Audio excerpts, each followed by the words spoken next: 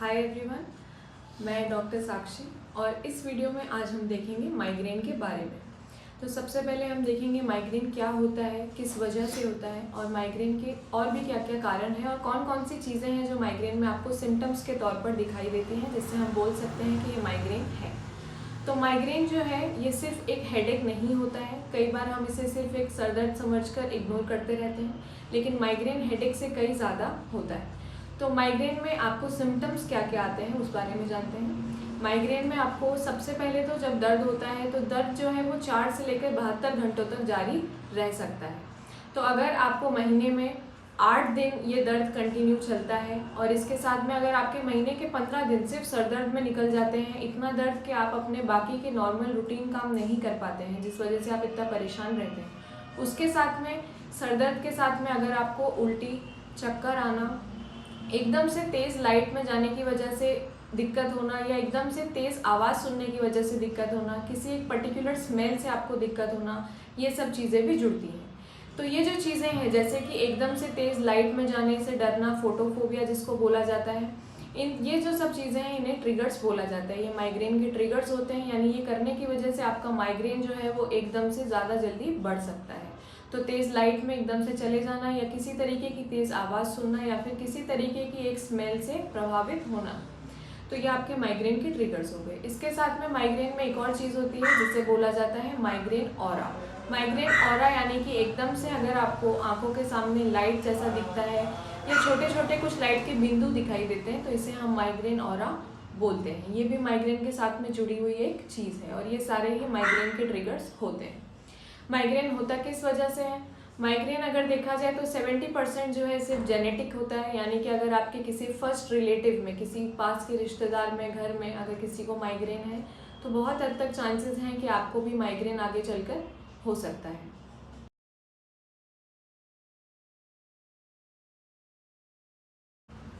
अगर आप कुछ समय से थके हुए हैं या आपकी नींद पूरी तरीके से कंप्लीट नहीं हो पाई है या आपने कुछ ज़्यादा एक्सरसाइज कर ली है, आपने अपना खाना टाइम टेबल से नहीं खाया है या फिर आपने फ्लूइड्स यानी कि पानी या जो भी फ्लूइड्स आप लेते हैं उनको कम लिया है, तो उस वजह से भी माइग्रेन होने के चांसेस बढ़ जाते हैं।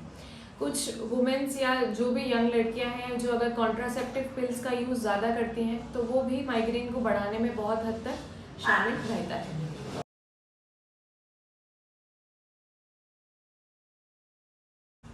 तो माइग्रेन जो बीमारी है इसका किसी भी तरीके का कोई भी इन्वेस्टिगेशन नहीं होता है, यानी कि अगर आपको कोई कहता है कि वो टेस्ट करके आपको बताएंगे कि आपको माइग्रेन है या नहीं, तो ऐसी कोई चीज़ नहीं होती है। इसको आपको खुद डायग्नोस करना होता है। तो आप डायग्नोसिस से किस तरीके से करेंगे?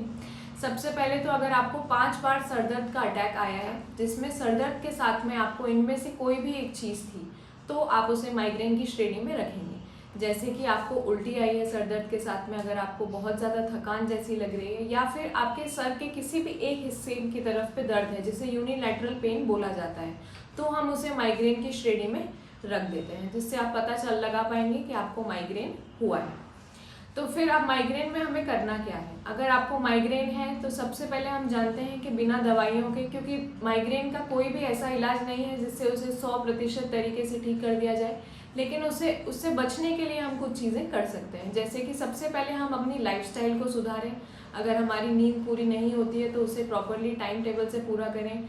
हम बीच में अपने खाने को स्किप ना करें, टाइम टेबल से खाना खाएं और बहुत ज़्यादा अमाउंट में पानी हम पिएं। इसके साथ में कुछ और चीज़ें जैसे बहुत ज़्यादा एक्सेसिव एक्सरसाइज करना हम छोड़ सकते हैं, स्ट्रेस लेना थोड़ा कम कर सकते हैं। या आपको लगता है कि आप किसी ऐसी जगह पर काम करते हैं या फिर आपको वर्कलोड ज़्यादा है, स्ट्रेस बहुत ज़्यादा है, तो आप योगा या मेडिटेशन करके इन चीज़ों को रोक सकते हैं, जिससे आपका सर दुखना थोड़ा हद तक कम हो सकता है। इसके अलावा अगर हम होममेड चीज़ों की बात करें तो आप ब्राह्मी, अश्वगंधा ऐसी चीज़ों का यूज़ कर सकते हैं।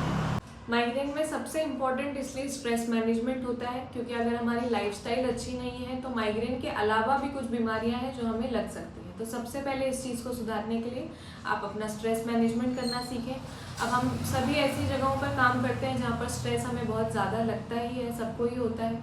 तो इस स्ट्रेस को कम करने के लिए हम सुबह जल्दी उठकर योगा या मेडिटेशन कर सकते हैं, या फिर जिस भी टाइम आपको जैसे भी टाइम मिले आप थोड़े कुछ मिनटों के लिए मेडिटेशन या योगा कर सकते हैं। आप अपना टाइम टेबल बनाएं जिसमें आप सोएं टाइम टेबल से, खाएं टाइम टेबल से, और पानी की मात्रा जो है वो दिन भर में पूरी आप लेते रहें।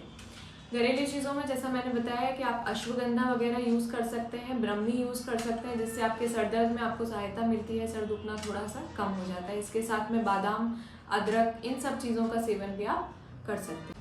अब इसमें कुछ यूज़ होने वाली, जैसे मैंने अभी आपको बताया है, तो ये बिना दवाइयों का प्रिवेंशन था जो कि आप घर पे कर सकते हैं, अपनी लाइफस्टाइल थोड़ी बहुत मॉडिफाई कर सकते हैं। अगर दवाइयों की बात करें तो हम इसमें, अगर आपको अक्यूट अटैक आया है उसी टाइम पर अगर आप दवाई लेना चाहते हैं तो इसमें सुमाट्रिप्टन ड्रग का यूज़ आप कर सकते हैं, और अगर लॉन्ग टर्म के लिए है तो हम उसमें वाइलप्रोएट का यूज़ भी कर सकते हैं। तो इसलिए जब भी आपका सर दर्द हो तो आप उस पर ध्यान दें कि अगर आपको महीने में से 15 दिन सिर्फ सर दर्द ही रहता है, जिसके साथ में आपको तेज़ लाइट में जाने से अगर सर दुखने लग जाता है, या तेज़ आवाज़ सुन के शोर से आपका सर दुखता है, या फिर आपको उसके साथ में एकदम से उल्टी जैसा मन करने लग जाता है, किसी पर्टिकुलर स्मेल से, जैसे कि मान लीजिए परफ्यूम की स्मेल से आपका सर दुखने लग जाता है, ये सारे सिम्टम्स अगर आपको सर दर्द के साथ में है तो आप माइग्रेन की तरफ ध्यान दें कि आपको माइग्रेन है, या आपके घर में अगर किसी को माइग्रेन है तो आप लाइफस्टाइल मॉडिफिकेशन से, स्ट्रेस को मैनेज करके, योगा और मेडिटेशन से और कुछ घरेलू नुस्खों से उसे ठीक कर सकते हैं, और बाकी के ड्रग्स मैंने आपको बता दिए हैं।